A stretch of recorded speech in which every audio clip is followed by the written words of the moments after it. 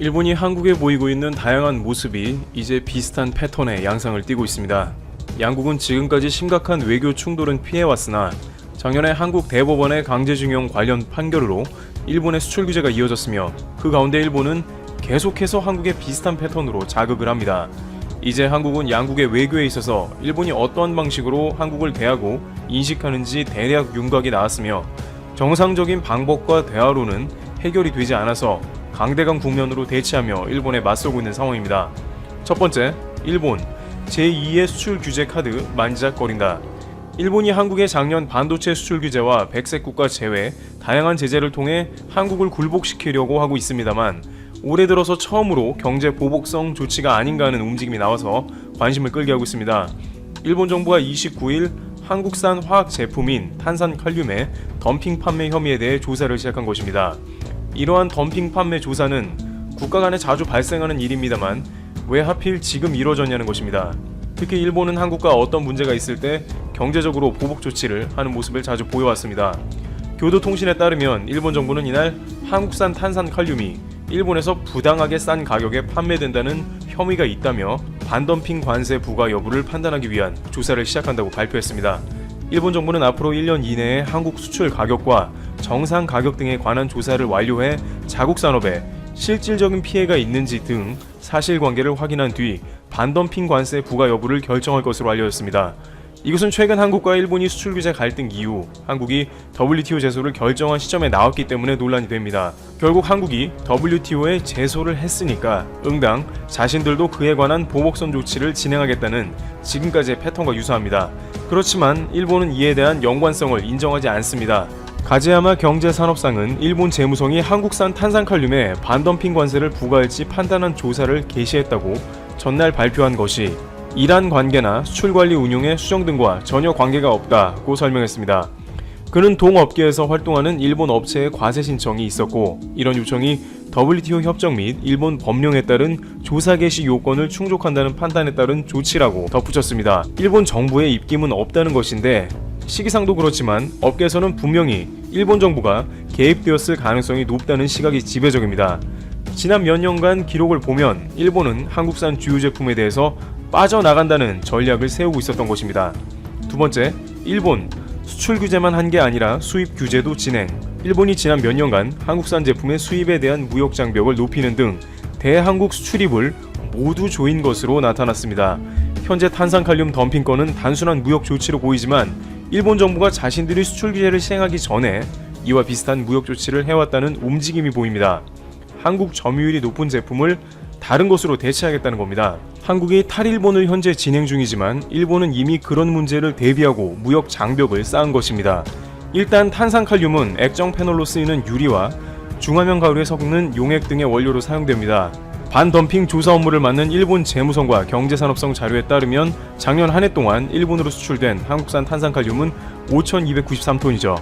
일본 관련 업계 단체는 지난 4월 말 한국산 제품의 염가 판매로 가격이나 압박을 받아 손해가 발생했다며 한국산 제품에 대한 반덤핑 관세 부과를 신청했다고 교도통신은 전했습니다.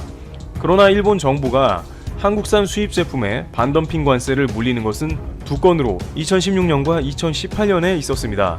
건수가 많은 건 아니지만 한국에 대한 일본의 무역 구제 조치가 2002년 이후 한동안 소강 상태였다는 점을 고려하면 이례적입니다. 2016년에 덤핑 관세를 받은 수산화 칼륨은 칼륨을 물에 용해한 액체 제품 또는 백색 플레이크 고체로 화학비료의 원료, 알칼리 전지 전해액, 사진 형상액, 액체 비누, 세제의 원료로 사용됩니다. 반덤핑 조사 전인 2014년 일본 내 수산화 칼륨의 한국산 점유율은 93.2%로 절대적이었습니다. 문제는 일본이 반덤핑 관세를 잘 물리는 국가가 아님에도 한국산 재료에 대해서 엄격한 잣대를 갖다 댔다는 점입니다. 그간 자유무역을 주창해온 일본은 수입 규제의 발동에 신중한 자세를 취해야 한다는 입장을 대외적으로 표명하고 세계무역기구 WTO보다 엄격한 반덤핑 관세 조사 기준을 고수해왔는데 한국에는 안 그런 것입니다. 산업통상자원부와 외교부가 발간한 2018년 무역장벽 보고서에 따르면 지금까지 일본은 반덤핑 조치를 빈번하게 사용하는 국가가 아니었다면서 그러나 최근에는 적극적으로 반덤핑 제도를 활용하려는 움직임이 있어 관심을 가질 필요가 있다고 당시에 지적했습니다. 이것은 일본이 한국의 두 가지의 전략을 동시에 시행한 것으로 한국과의 무역에 대해 공격적으로 자세가 바뀐 것입니다. 즉 일본 내부에서 한국산 재료가 필수재가 되는 것을 막는 것과 동시에 한국에서 필수가 재료가 되는 반도체 주요 물질들은 일본에서 나가지 못하도록 수출 규제를 한 것입니다. 한국에 대해 물샐 틈 없이 준비하고 실행한 것이 보이는 겁니다. 그러나 일본은 이러한 반덤핑 제도 말고도 다른 분야에서도 한국 수입품을 서서히 조이고 있었습니다. 세 번째, 일본, 한국엔 돈 많이 벌지만 한국산 수입은 안 하겠다. 한일 간 무역 수지를 보면 일본이 압도적으로 흑자를 보고 있음에도 불구하고 일본은 한국의 수출 물품에 대해서 점점 더 일본 시장에서 제외시키는 무역 장벽을 도입하고 한국산을 몰아내고 있었다는 통계가 확인되고 있습니다. 일본은 WTO 협정에 따라 이루어지는 반덤핑 관세 부과 등 무역 구제 조치 이외에 다양한 비관세 장벽으로 한국산 제품을 규제하고 있습니다. 한국산 김 등에 부과하는 수입 할당 임포트 쿼터 제도가 대표적입니다. 일본은 자국 어업자와 가공업자를 보호한다는 명목으로 수산물 수입에 대해 수입 물량을 직접 규율하는 수입 쿼터 제도를 운영합니다. 대상 품목은 김, 고등어, 꽁치, 대구, 오징어, 청어 등 17개 품목입니다. 한국 정부는 꾸준히 수입 할당 폐지를 요구하고 있지만 일본은 할당량을 늘려주는 식으로 대응하는 상황입니다. 여기에 전체 금액과 세부 할당별 수량 제한을 두고 있고 할당 신청 시기, 접수 기간 제한 등 복잡한 운영상 제한까지 더해져 한국의 일본양 수산물 수출에 걸림돌이 되고 있습니다. 정부 관계자는 일본의 수입 할당 제도는 현행 WTO 체제에 부합하지 않는다며 농업협정에 따르면 극히 예외적인 경우를 제외하면 수량 제한 조치는 일반 관세를 전환해야 하는데 일본의 수입 할당 제도는 예외 사유 어디에도 해당하지 않는다고 말했습니다. 사실 한국에서는 기존의 수출 규제만 논란이 되어 왔지만 일본은 수출 규제뿐만 아니라 한국산 제품에 대해서도 수입 규제를 광범위하게 그 범위를 넓혀가고 있음이 드러난 상황이며 특히 한국이 일본에 가장 많이 수출하는 농수산물 때리기를 진행하고 있었던 것입니다. 일본은 한국 농식품의 최대 수출 시장입니다. 수출 규제 당시 일본 언론은 일본 정부가 반도체 소재에 이어 한국 농식품을 추가 수출입 규제 품목으로 검토하고 있다며 일본이 한국과의 무역에서 융단 폭격을 준비하는 모양새가 나오는 것으로 칼을 뽑아들 수 있다고 전했습니다. 그러나 이러한 움직임은 한국의 거센 불매운동과 더불어 일본 여행조차 가지 않는 부작용을 불러왔기 때문에 이를 예상치 못한 일본 당국은 농수산물에 대해서 본격적인 수입 거절 조치를 하지 않았습니다만 간헐적으로 탄산칼륨과 같은 한국이 산업 분야의 점유율이 높은 제품을 콕 집어 덤핑 관세를 물리려고 하는 것입니다. 만약 한국이 WTO 수출 규제를 관련해서 승소를 한다면 일본은 이러한 농수산물 카드를 꺼내들 것으로 예상됩니다. 네 번째, 일본. 미국은 WTO에서 일본 편이라고 주장. 세계무역기구 WTO에서 일본의 대한국 수출 규제에 대한 패널 설치 여부가 다음 달 결정될 전망입니다. WTO 규정에 따르면 피소국이 거부하는 경우 늦어도 그 다음 회의에서 모든 회원국이 만장일치로 거부하지 않는 한 자동으로 패널이 설치됩니다. 일본은 초조한 상황입니다. 한국이 모든 수출 규제 사항에 미비점을 보완했기 때문입니다. 또한 WTO가 정한 국제무역 규칙에도 일본은 한참 벗어나기 때문에 한국이 승소할 확률이 큰 것입니다. 일본은 자신들도 이번 WTO 건은 지난번 후쿠시마 수산물 수입금지 관련 소송보다도 질 확률이 크다는 것을 알고 있으므로 연일 일본 장관들은 각종 매체에 나와서 한국이 지금까지의 대화를 무용지물로 만들었다는 등의 비판을 하고 있습니다.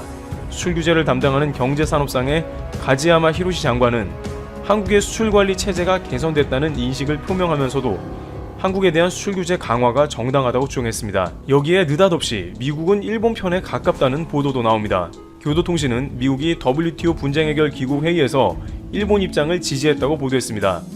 미국이 일본의 조치는 안전보장상의 우려에 토대를 둔 것이고 WTO가 판단을 내리는 것이 적절하지 않다며 일본 정부의 입장을 지지했다고 익명의 주 제네바 통상 당국자 설명을 30일 보도한 것입니다.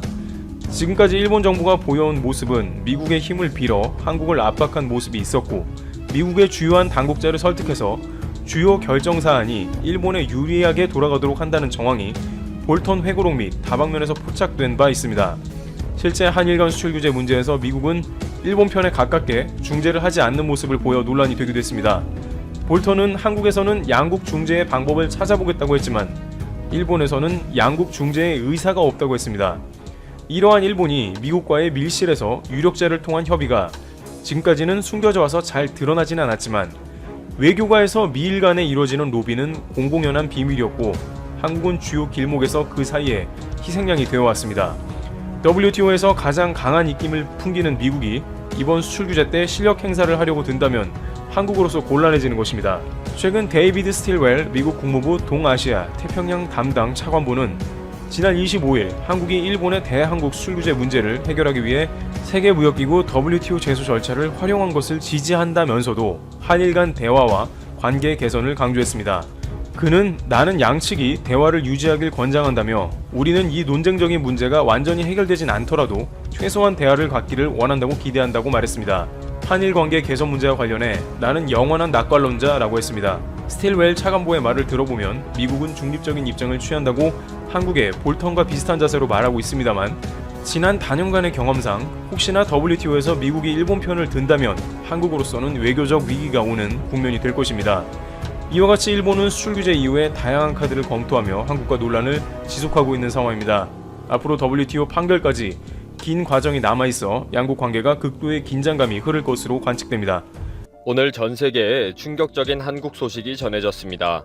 한국 국내에서 C19 최종 판정자가 단 한 명도 발생하지 않았다는 것입니다.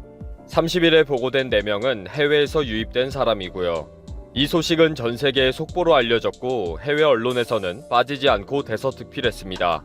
최근 한국에 대한 뉴스 중에서 단 하루에 이렇게 많은 기사가 올라온 것은 처음일 정도로 많은 언론에 도배가 되었습니다.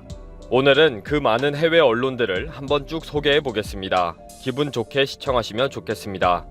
미국 ABC 뉴스는 한국은 2월 18일 이후 처음으로 목요일에 새로운 C19 최종 판정자가 단 한 명도 발생하지 않았다. 한국질병통제예방센터에 따르면 지난 24시간 동안 4명의 새로운 최종 판정 사례가 확인되었지만 모두 해외에서 유입되었다 라고 보도했습니다. 이 보도에서는 일본에 대해서는 5월 7일 이후에도 비상사태를 연장할 것이다. 일본은 밤새 200건 이상의 새로운 최종 판정자 사례를 보고했다 라고 확인해줬습니다. 미국의 정치 전문 사이트인 데일리 비스트는 아일랜드 신문인 아이리시 타임스를 인용해 한국은 2월 이후 처음으로 새로운 국내 C19 사례가 발생하지 않았다. 지난 선거 때는 유권자들이 마스크와 비닐 장갑을 착용하는 등의 안전 조치를 취했다. 한국은 대규모 캠페인과 집중적인 접촉 추적으로 봉쇄 조치를 하지 않고 전파를 막을 수가 있었다 라고 보도했습니다.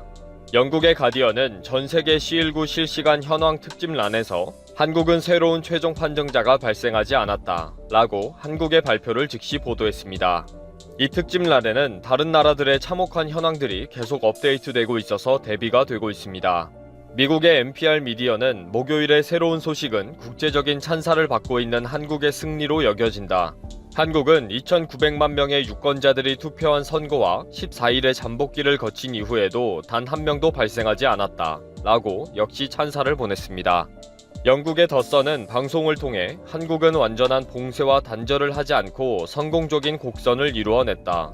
한국은 이미 준비되어 있었다는 것이다 라면서 이틀 전에 보도한 한국의 모범을 따라야 한다 라는 특집 기사를 다시 소개했습니다. 아랍권의 대표적인 언론사인 알자지라도 다른 나라들의 상황을 실시간으로 보도하면서 한국에서 전해온 특별한 소식을 소개했습니다. 보스니아는 항공 등 교통을 전면 중지하기로 했고 영국은 2만 137명이 불행한 일을 당했고 독일의 루프트한자 조종사는 급여의 45%를 삭감했고 미국은 3,000명의 실업자가 발생했다고 쭉 소개하고 있습니다.